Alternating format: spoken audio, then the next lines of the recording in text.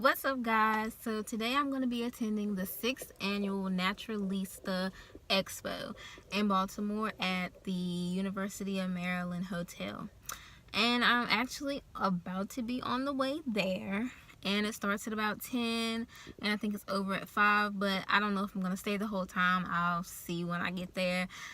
Today I'm going to try to focus more on sitting in on the panels and letting you see what everybody's talking about. Whereas last time I went to an expo, I actually just walked around and showed you guys the different vendors and what they were doing at each booth. But I want to focus more on what they're talking about in the panels today, because it was a lot of good information and I didn't really record much the last time, but I did sit in on them. But I want to get a lot more of that in this video. So I'm on the way, and I guess I'll just see you guys in there.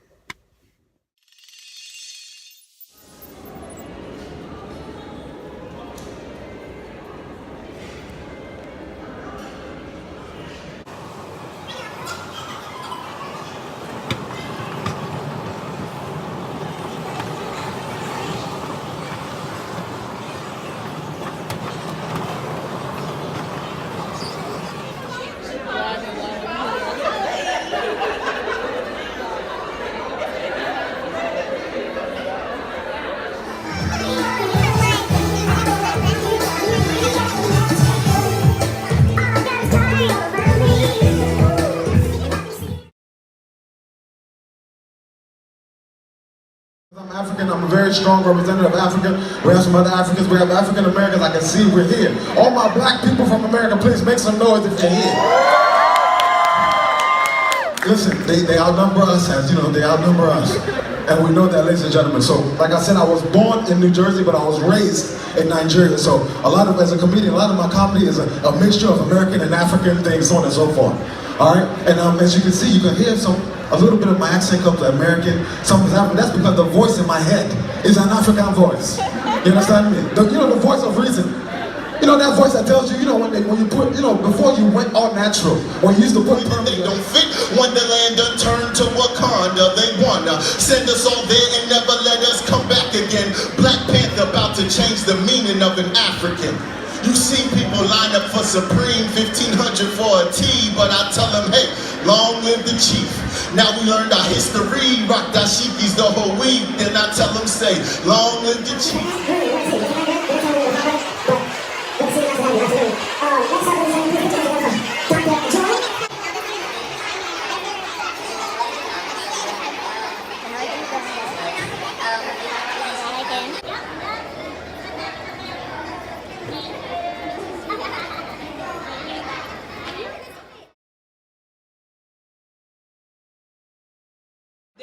They're hiring PR companies, that look like them. Right. And we're kind of doing the opposite. So I think we have to kind of encourage ourselves and kind of put ourselves in that space where we're working together, navigating it together, and can continue to build the foundation within, the fashion industry. So there may be some aspiring stylists or thrifters in the audience. So before we get to the trends heavily, I want to ask you guys, each of you, what's one practical piece of advice that you can give someone that may want to start styling or working in thrifting or designing? What's one practical piece of advice from each of you? So I would say just jump out there. I think a lot of people are scared and fearful to jump out there in any capacity to something that's new or unfamiliar.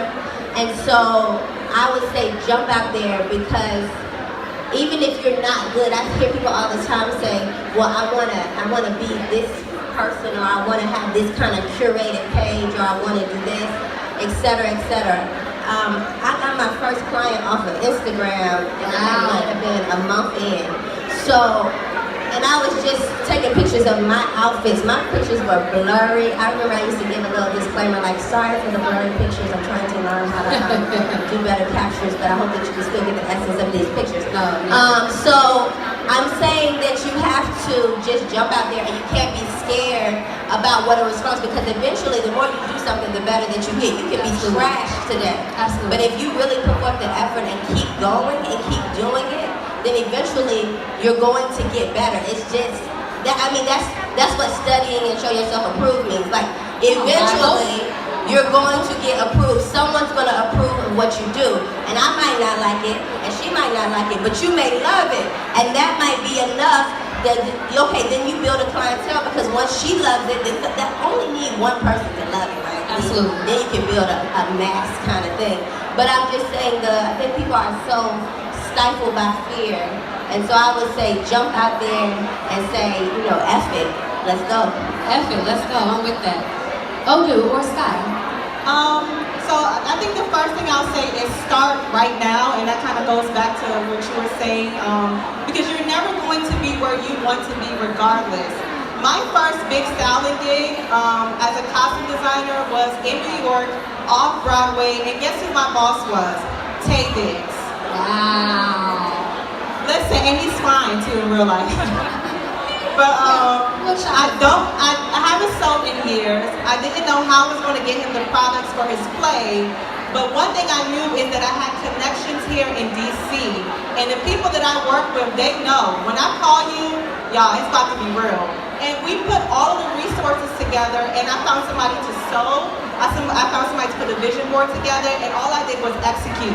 We covered his first opening play off-Broadway, and I had no skills whatsoever other than what God already gave me. Wow. Right? So that's the first thing. The second thing is you gotta work for free, right? I know we like to get money. I know we want to get paid like now, but nobody cares. If you don't know, if nobody knows who you are, nobody cares who you are. It is what it is. It's an industry, it's hard, it's cutthroat.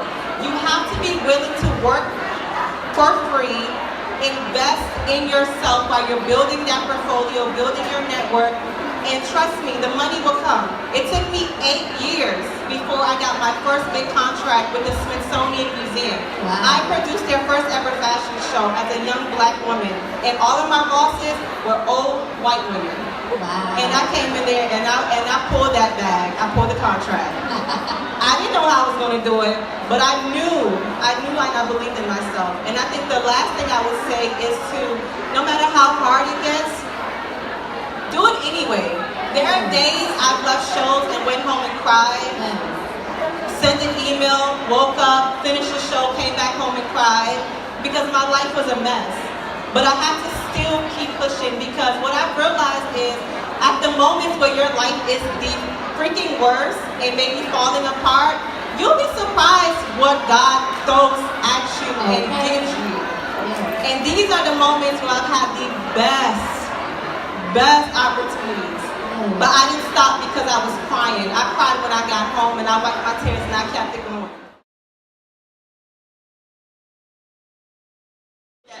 Large jump in followers, sometimes it's hard to know what to do next.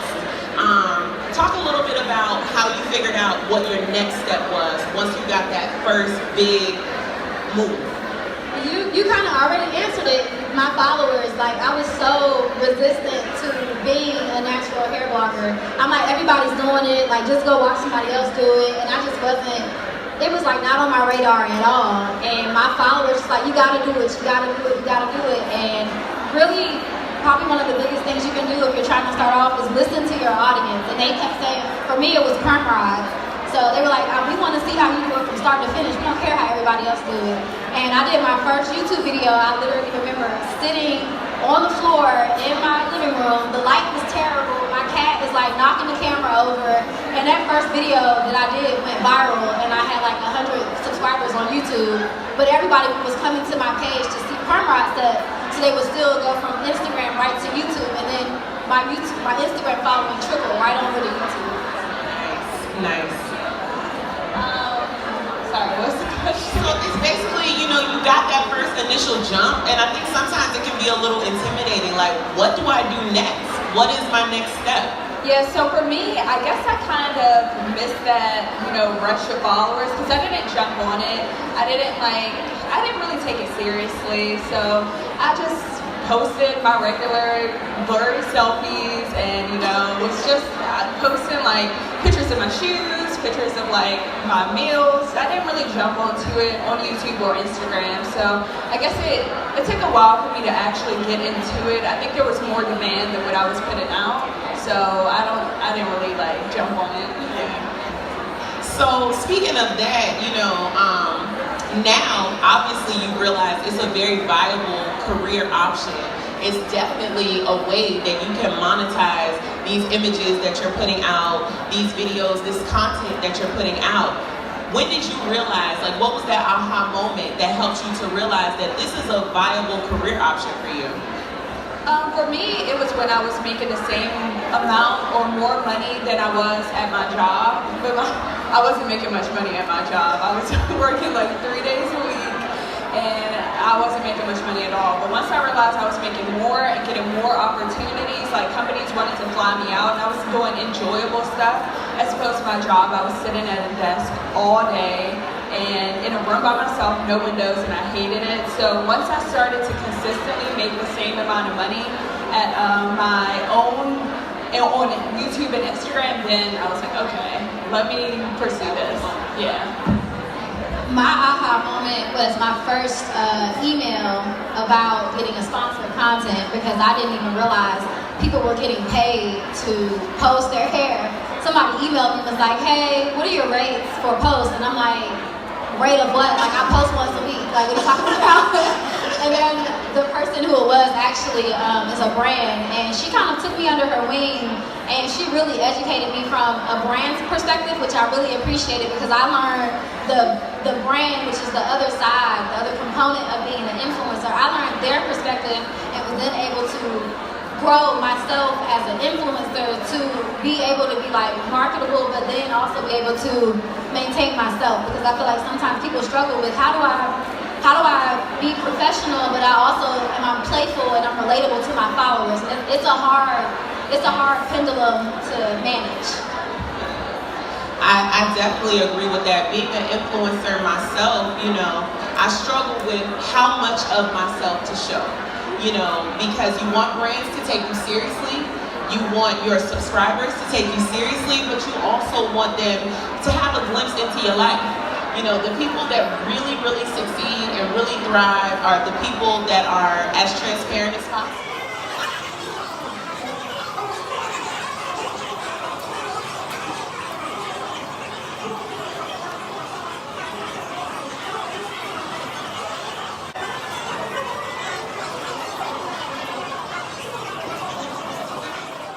I didn't buy anything today, so pictured here is just my free goodies. Thank you so much for watching, and don't forget to subscribe.